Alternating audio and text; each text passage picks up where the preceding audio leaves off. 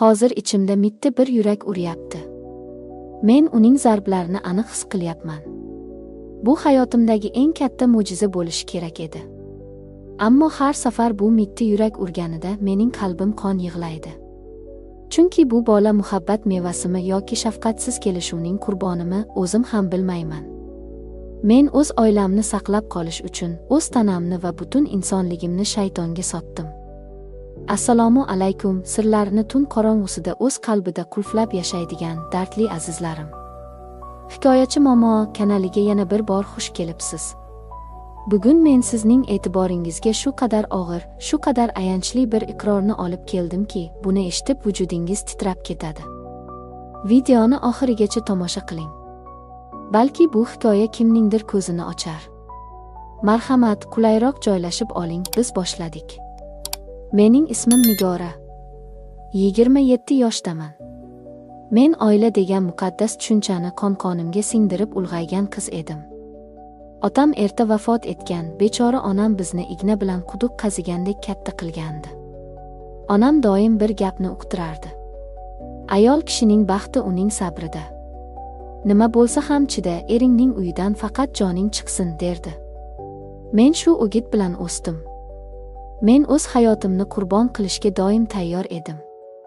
Jahongir bilan sevishib turmush qurganmiz deb o'ylardim.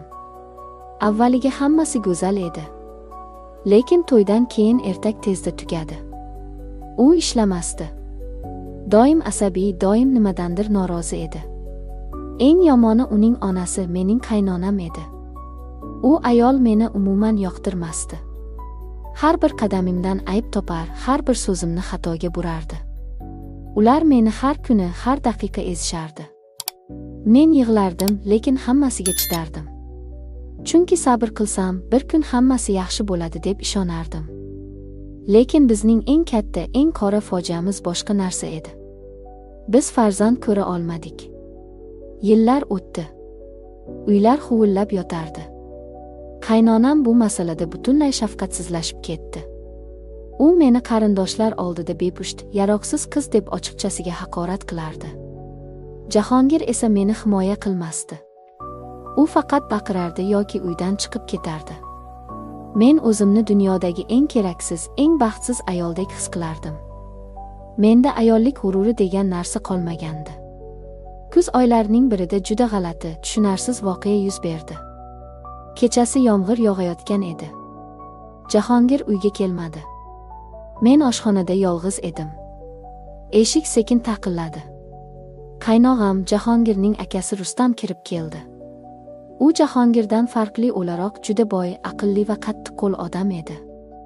Men undan doim hayiqardim. Rustam menga uzoq tikilib turdi. Uning ko'zlarida ham rahm-shafqat, ham qandaydir qora niyat bor edi. U qarshimdagi stulga kelib o'tirdi. Nigora, sen bu uyda o'lib boryapsan, dedi u past, bo'g'iq ovozda. Men indamadim. Ko'zlarimga yosh keldi.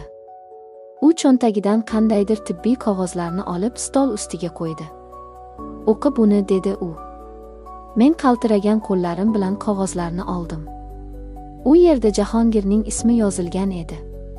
Tibbiy xulosalar. So'zlarni tushunish qiyin emasdi. Jahongir umuman farzand ko'ra olmasdi. U mutlaqo bepusht edi. Hech qanday davosi yo'q edi.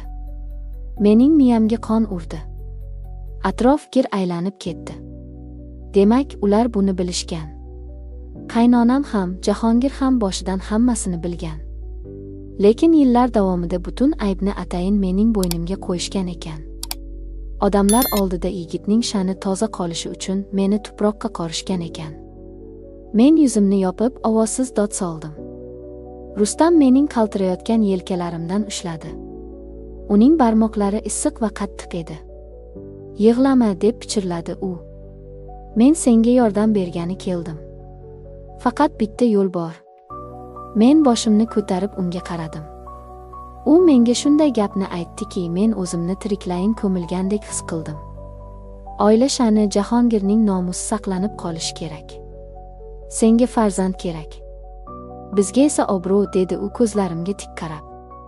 Men bilan bo'lasan. Sendan tug'ilgan bola akamning bolasi bo'lib katta bo'ladi. Hech kim hech qachon bilmaydi. Mening yuragim to'xtab qoldi. Nimalar deyapsiz o'zi? Qanday qilib? Bu axir zino-ku. Bu kechirib bo'lmas harom ish-u. Men o'rnimdan sakrab turdim. Lekin u ruxsat bermadi.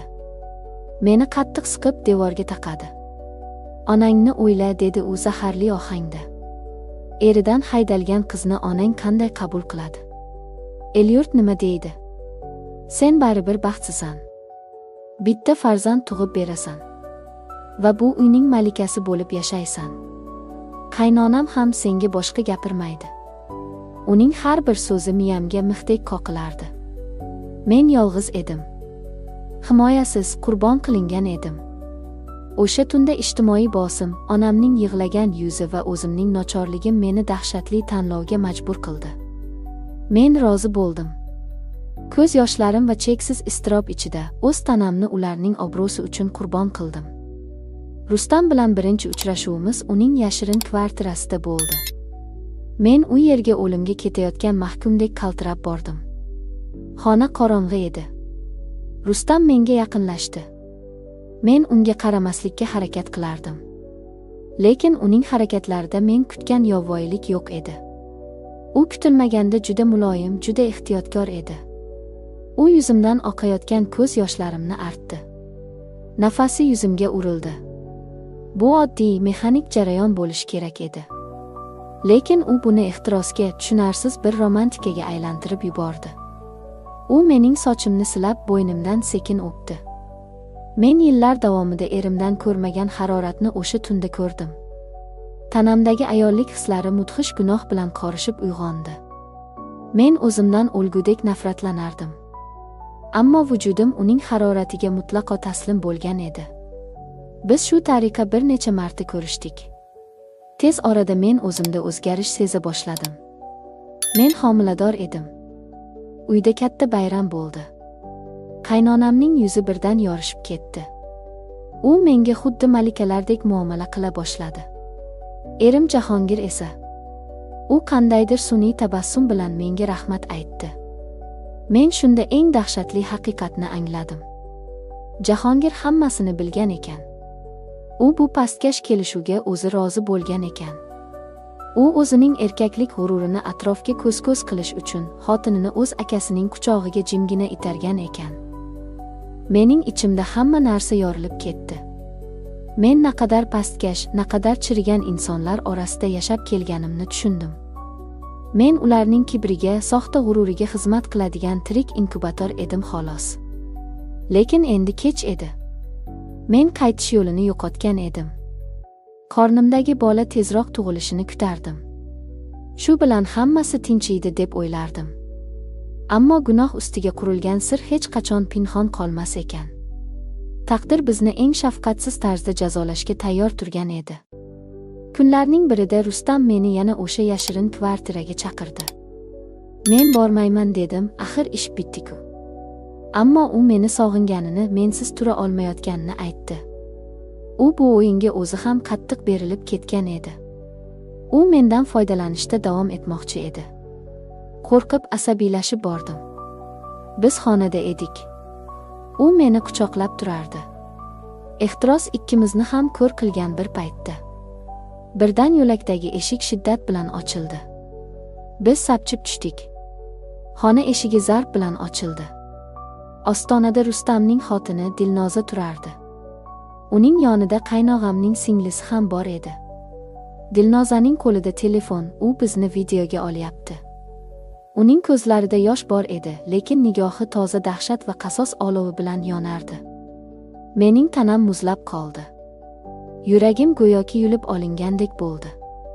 Rustam umuman qotib qolgan, bir og'iz so'z deyishga madori yo'q edi. Biz shu qadar yalang'och, shu qadar iflos va sharmandali holatda ushlangan edik. Endi tushundim, deb baqirdi Dilnoza dod solib. Uning ovozi xonani yirtib yuboray derdi. Nega meni yillar davomida e'tiborsizlikda, sovuqlikda ayblab kelganingni endi tushundim. Sen esa, Nigora. U menga shunday nafrat bilan qaradiki, men yerdan yorilib ketishni xohlardim. Sen o'zingni bechora, mazlum qilib ko'rsatib, orqamdan erimning quchog'iga kirib yotgan ekansan-da. Iffatli kelin.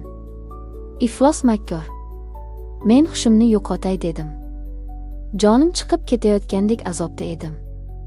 Rustam tutilib nimanidir tushuntirmoqchi bo'ldi. Lekin Dilnoza uning yuziga qattiq tarsaki tushirdi. Sizlarni politsiyaga bermayman, dedi u to'satdan sovuqqonlik bilan qarab. Lekin bu ishingizni bugunoq butun Urug'aymoq, butun shahar biladi. Oila sha'ni deb nimalar qilganingizni hamma ko'radi. O'zingiz tanlagan iflos yo'l edi. Endi jazolaringizni tortasizlar. U shunday dedi-yu, eshikni qarsillatib yopib chiqib ketdi. O'sha kuni butun oilamizning qabrtoshi qazildi. Dilnoza aytganini qildi.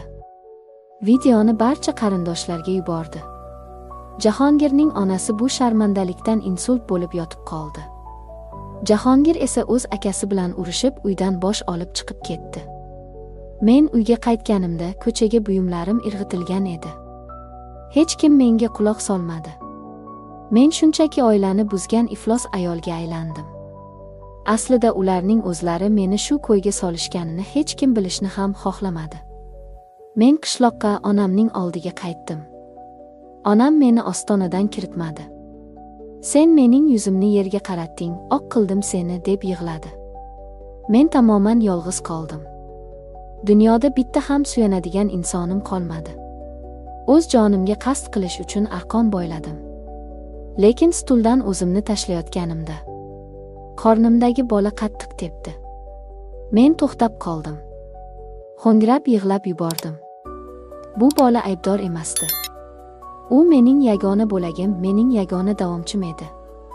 Hozir men uzoq bir shaharda, kichkina ijaraxonada yashayapman. Qornim katta bo'lib qolgan.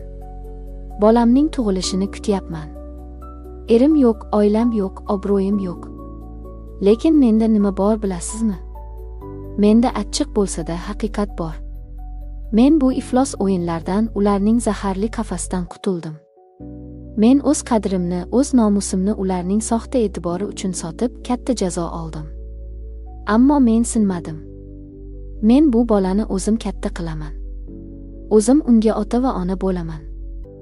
Aziz ayollarim, hayotda qanday og'ir vaziyatga tushmang, hech qachon o'z nomusingizni, o'z tanangizni kimningdir sha'ni yoki yolg'on baxt uchun qurbon qilmang. Birovning gunohini yopaman deb o'zingiz do'zaxda yonasiz. Sabr qilish bu o'zini xo'rlash, jinoyatga sherik bo'lish degani emas ekan. Ba'zan eng to'g'ri yo'l hamma narsani tashlab, o'z qadringni saqlab qochish ekan. O'z hayotingizni, o'z aqlingizni asrang. Agar mening achchiq qismatim sizni bir soniya bo'lsa ham o'ylantirgan bo'lsa, videoga like bosib, kanalimizga obuna bo'ling. Sizning har bir fikringiz men uchun katta dalda bo'ladi. Izohlarda o'z munosabatingizni yozib qoldiring. Bu Hikoyachi Momo kanali edi. Hech qachon o'zingizga bo'lgan hurmatni yo'qotmang. Ko'rishguncha.